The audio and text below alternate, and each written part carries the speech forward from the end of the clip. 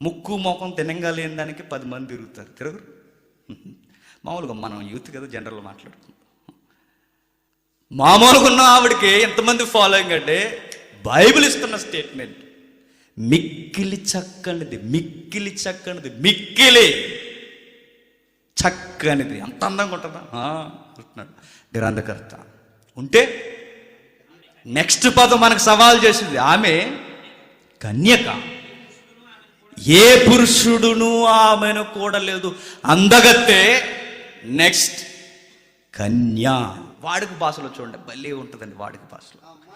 ఆ అమ్మాయి చాలా చక్కనిది, ఆమె కన్య, పురుష స్పర్శ ఎరుగనిది. ఏంటి దాని అర్థం ఏంటి? టచింగ్ కూడా తెలియదట ఎవరితో. మన ట్రెండ్లో మన ఫ్యాషన్ ఏంటో తెలుసా? ఊరకే సెకండ్లు ఇచ్చేస్తాం. Sister, my dear sisters, please observe. Seconds ఇచ్చేస్తాం, భుజాలు రాసేసుకుంటాం, బల్లెక్కి తిరిగేస్తాం. రిబక్క అంటుంది నో టచ్. నా లిటిల్ ఫింగర్ కూడా ఎవడ తాకలేదు, నా చిటికి నేలువు కూడా ఎవడ తాకడానికి వీల్లేదంటుంది. పవిత్రతకు పెద్ద పీట. స్పర్శ తెలియదంటండి, పురుషుల స్పర్శ. పదం ఎలా ఉందో కానీ మీకు, ఈ 21వ శతాబ్దంలో ప్రతి అమ్మాయిని రెబెక్క జీవితం సవాల్ చేస్తుంది. చేయట్లా? చదువుల పేరుతో రకరకాలుగా తిరుగుతాం. ఫ్రెండ్లీనెస్ అండి, ఆ మాత్రం ఉండదా అంటాం. మనం అడిగితే సిస్టర్ అట్లా ఉండకూడదు మనం అంటే, అరే సెకండ్ ఇచ్చుకోవడం తప్పు అంటుంది రెబెక్క.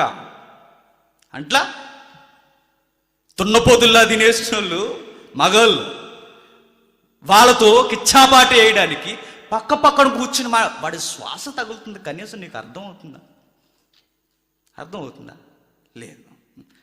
బైకులు ఎక్కుతారు, చదువుల పేరుతో తిరుగుతారు.